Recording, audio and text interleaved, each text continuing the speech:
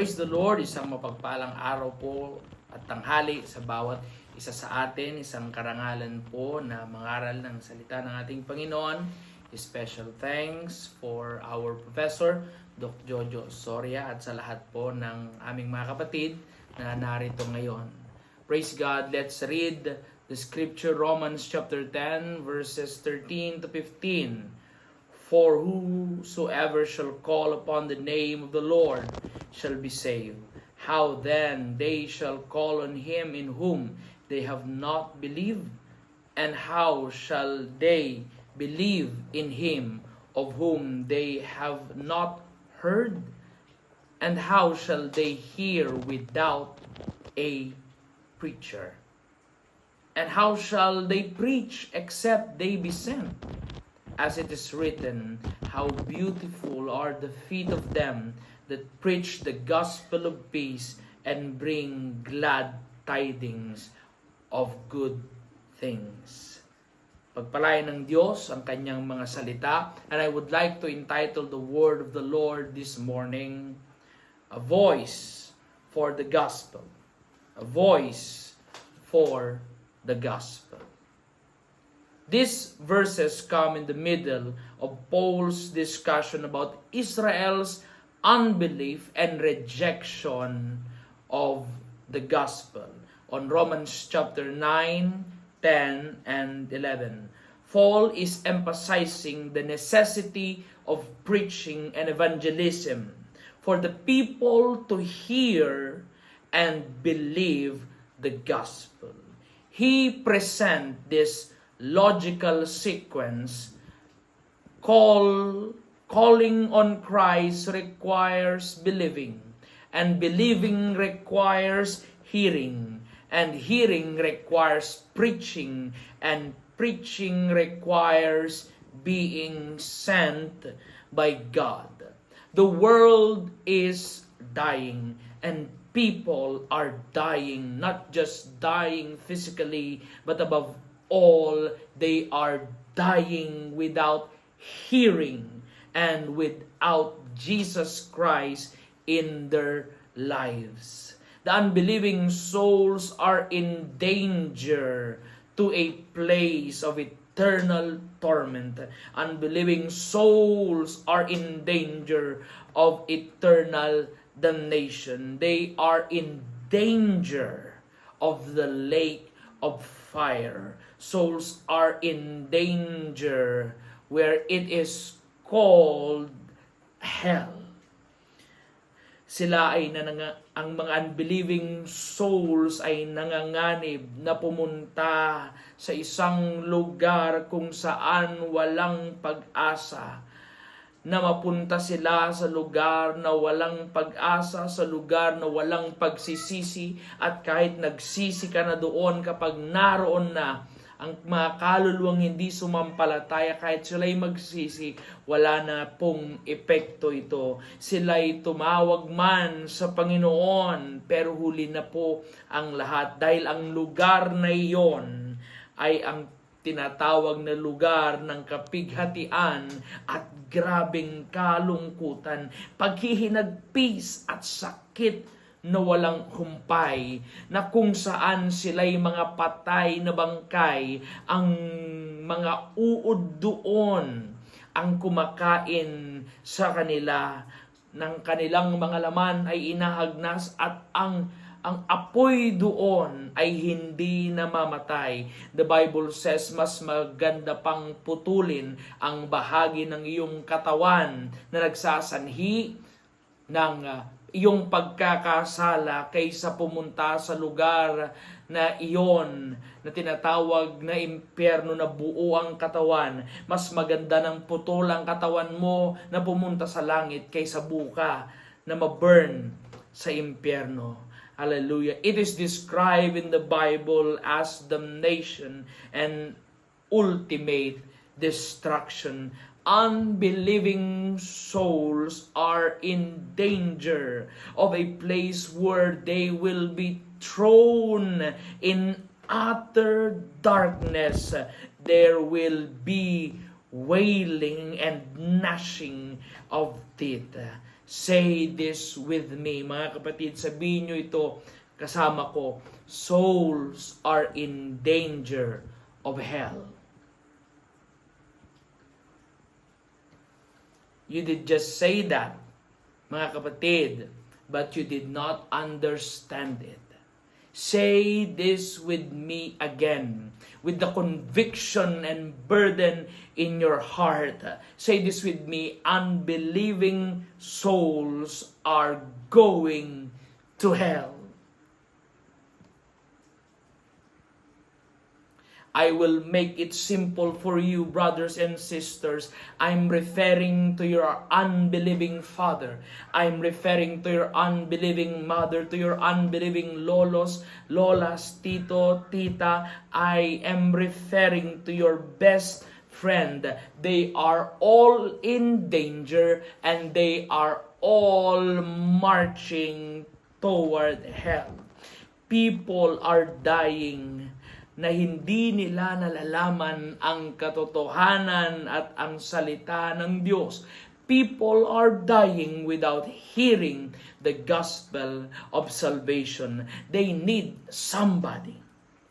They need anybody to tell them kung saan sila patungo. They need somebody to warn them, to preach to them the gospel. That Jesus Christ, they need to hear the gospel. They need to hear the word of the Lord that says, Jesus Christ is still saves. Jesus Christ is still delivers. Jesus Christ is still set people free. That Jesus Christ came to seek and to save that which was lost. That Jesus came to set the captives free. They need to hear that. They need to hear that Jesus Christ was wounded for our transgressions. He was bruised for our iniquities. The chastisement of our peace was upon him. And with his stripes, we are healed.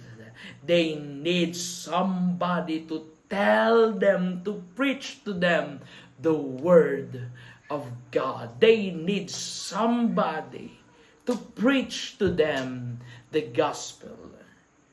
They need somebody. Hindi nila kailangan, mga kapatid, hallelujah, yung preaching about the word o yung preaching about the gospel. They need to hear the word. They need to hear the gospel of the Lord Jesus Christ. They need to hear that Jesus died for their sins, that he was buried, and in 3 days he rose again, and he conquered the death and grave. At walang ibang gagamitin ang ating Panginoon, kundi ikaw, kapatid ko. The necessity of proclamation. Proclamation of the gospel, mga kapatid, is necessary for the unbelievers to be saved. How then they shall call on him in whom they have not believed?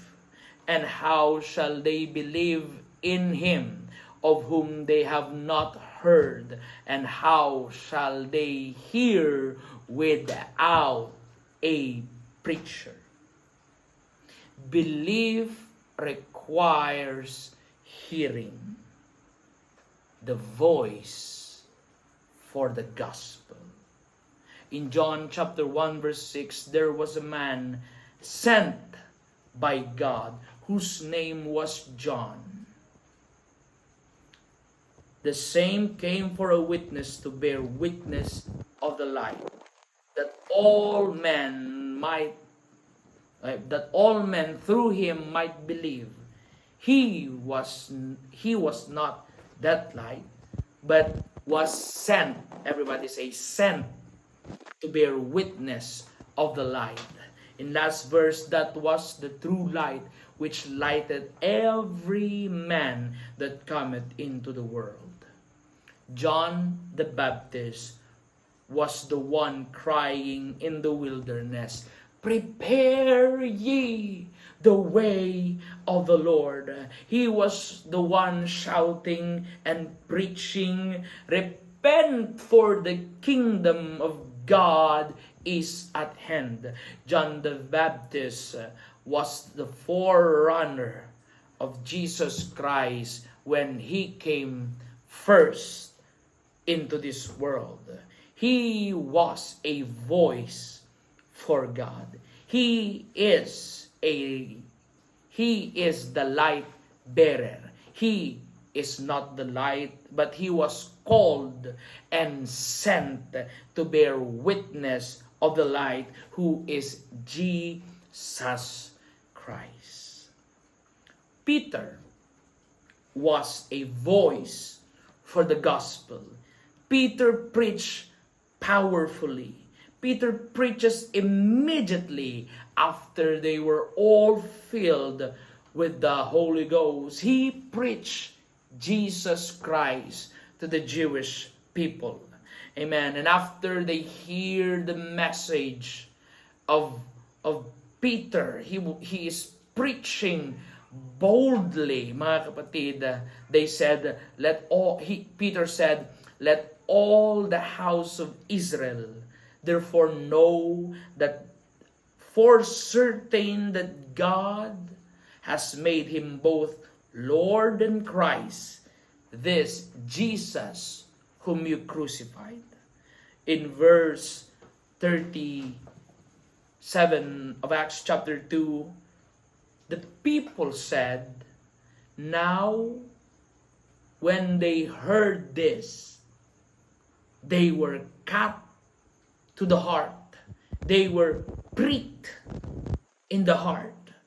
When they heard, noong narinig nila ang salita ng Diyos, nung narinig nila, mga kapatid, ang gospel mula sa bibig, mula sa boses ni Apostol Pedro, and they said to Peter and the rest of them, "Brothers and brethren, what shall we do?"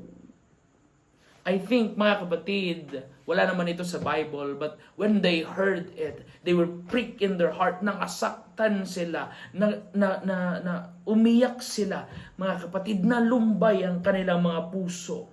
Amen. Hallelujah. Yan ang epekto ng salita ng Panginoon. That is the power of the gospel. They heard it. The word was like a two-edged sword, pierced their heart. Men and brethren, what shall we do? Anong gagawin namin para kami ay maligtas? Faith comes by hearing, and hearing the word of God. And Peter preached, and Peter answered them kung paano maligtas. Hear this, mga kapatid. Then Peter said unto them, "Repent." Ang tanong nila, nung naunawaan at narinig nila ang salita ng Panginoon, amen, they were pricked in heart, and Peter said, then Peter said unto them, "Repent and be baptized, every one of you." Everyone na nakarinig ng ebanghelyo ng Diyos must repent and be baptized, every one of you. There is no exemption, mga kapatid. Anumang katayuan mo sa buhay, even the religious leaders of his time, hallelujah, they must repent and be baptized. Gayon din sa atin ngayon, mga kapatid. The message is the same. Repent and be baptized, every one of you, in the name of Jesus Christ, for the forgiveness of your sins, and you shall receive the gift of the Holy Ghost. And on that day, the church was born. That on that day the people repented. They got baptized in the name of the Lord Jesus Christ. They all received the gift of the Holy Ghost, and 6,000 souls were saved on that very day because they heard the gospel. Alam nyo mga kapatid, ang tunay na nafe-filled by the Holy Spirit ay hindi lang tumatalon, hindi lang sumisigaw. Ang tunay na Holy Ghost filled ay nagpapasimulang mangaral. That is the truth mga kapatid. Noong nag-Holy Ghost filled si Peter, ang una niyang ginawa mga kapatid, hindi nagtatatalon, hindi nagsisisigaw mga kapatid. Ang una niyang ginawa ay nangaral siya sa mga hindi pa sumasampalataya. The power of God was upon him. He was boldly preaching the gospel of truth, and he is a voice for the gospel. The Apostle Paul was a voice for the gospel. He said in Romans chapter 1 verse 16, "For I am not ashamed of the gospel of Christ, for it is the power of God." Say it with me, the power of God unto salvation to everyone that believe, to the Jew first and also to the Greek. The gospel itself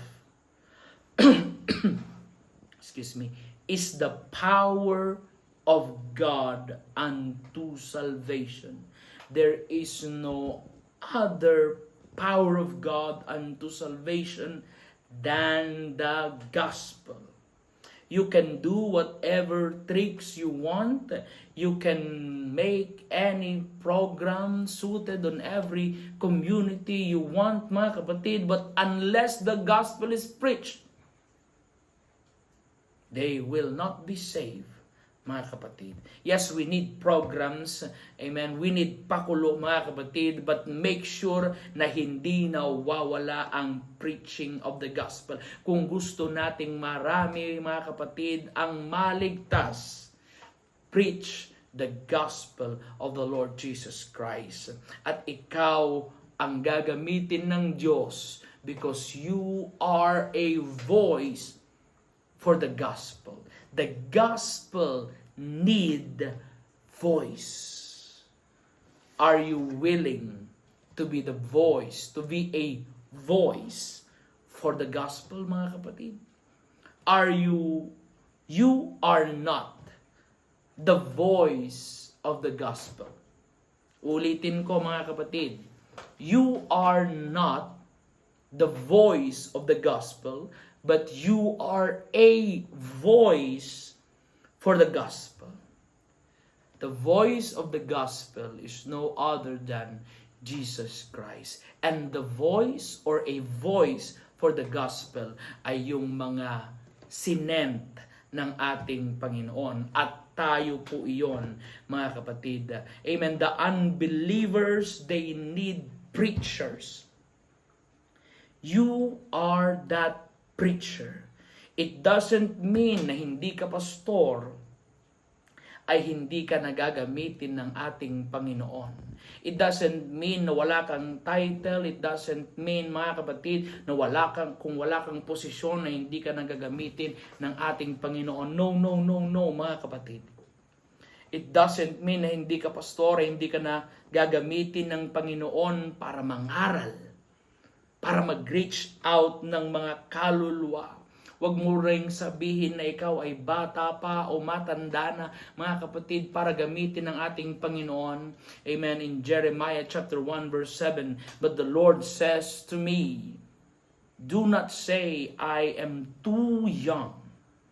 You must go to everyone I sent you to and say whatever I command you." Hallelujah. Every believer is a preacher.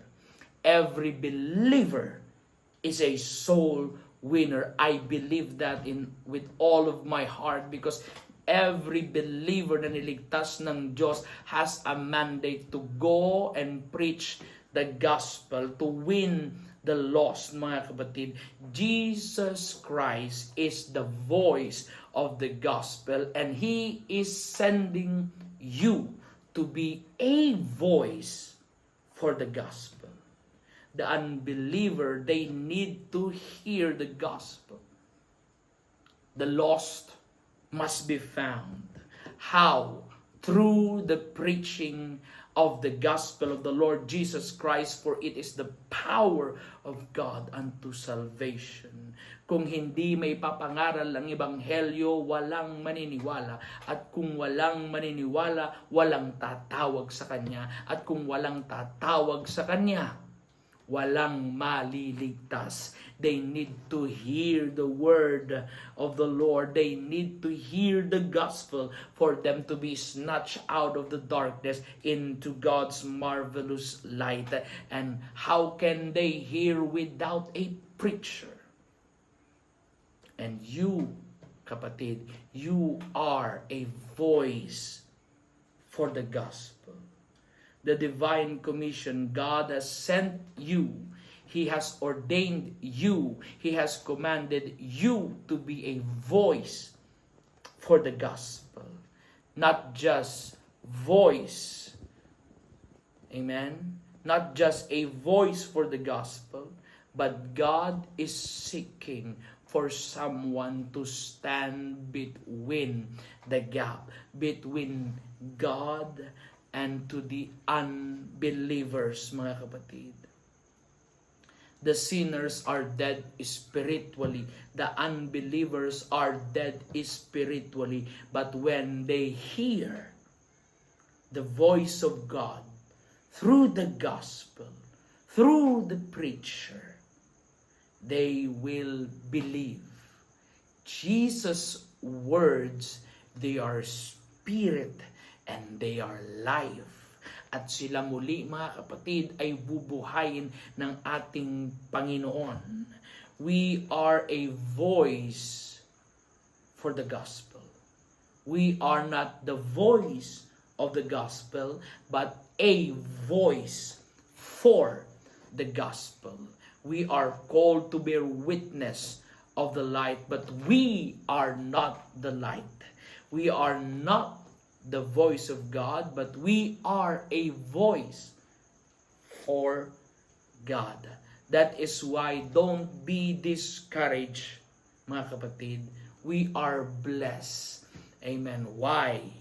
We are just a messenger carrying a very precious words, carrying a very precious seeds, mga kapatid, carrying the great message of the gospel of God that will cause the people to believe when they hear the gospel through the voice of the preacher. Ang kapangyarihan para maniwala sila ay wala sa atin. Wala sa atin ang kapangyarihan para baguhin sila, baguhin ang kanilang mga buhay. It is the work of the gospel. It is according to the sovereign power of God. Ang inutos sa atin ng ating Panginoon, mga kapatid, just preach, be a voice for the gospel, and signs and wonders will follow, confirming every word, mga kapatid. Kung ikaw lang, kung yung salita lang natin ang pinapangaral natin, when we preach about the word, walang i-confirm ang ating Panginoon. Walang signs and wonders na susunod because you are preaching your own word or you are preaching about the word and you are parang twist natin at nag-a-appeal tayo sa emotions ng mga tao. No, mga kapatid. When we preach the word, when we preach the gospel, mayroon yang bunga, mayroon yang signs and wonders, mga kapatid. At alam ko matitestify natin, makapagpapatuto tayo sa kapangyarihan ng Ebanghelyo ng Diyos para maligtas ang mga hindi pa mananampalataya. It is God who is working sa mga nakikinig at nakikinig. Siya ang bumubuhay sa kanila. Siya ang magliligtas, siya ang magtatanim, siya ang magpapalago, siya ang magpapabunga sa lahat ng ito. And God has sent you. Hallelujah. God has sent you. At naghihintay na po ang mga tupa ng ating Panginoon. The harvest is plenteous. The harvest is already white, mga kapatid. Hallelujah. In Isaiah chapter 55 verse 11. So shall my word, sabi ng Diyos, it is not your word. So shall my word be that goeth forth out of my mouth. It shall not return unto me void, but it shall accomplish that which I please, and it shall prosper in the things thereto I sent it. Ang mga salitang lalabas sa atin, mga kapatid, kapag ipinapangaral natin ang salita ng ating Panginoon, it is not us. It is God. It is God who will work in them. It is the power of the gospel that will save them. Every believer is a preacher, and every believer is a soul winner. Be willing, mga kapatid. Be obedient. Hallelujah. Be obedient. Praise God. Hallelujah. Sa salita ng Diyos. Napakarami pang ani, mga kapatid. Hallelujah. Napakarami pang harvest. At ang mga tupa ng ating Panginoon ay nag-aantay na. Are you willing to be a voice for the gospel? Are you willing to sacrifice, mga kapatid? Are you willing to obey God's command? How beautiful are the feet of them that preach the gospel of peace and bring glad tidings of good things. Amen. Why?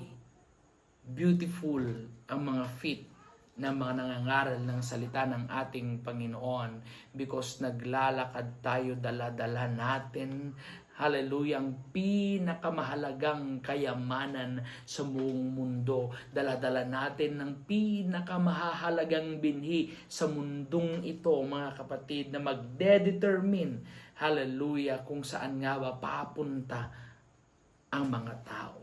Hallelujah. Always be willing. Always be available. Hallelujah, na magpagamit sa ating Panginoon. Brothers and sisters, I challenge you this afternoon. I have a question for you. Are you willing to be a voice for the gospel? Maraming salamat, mga kapatid, sa pakikinig sa salita ng ating Panginoon. And I hope we are all blessed. Thank you so much.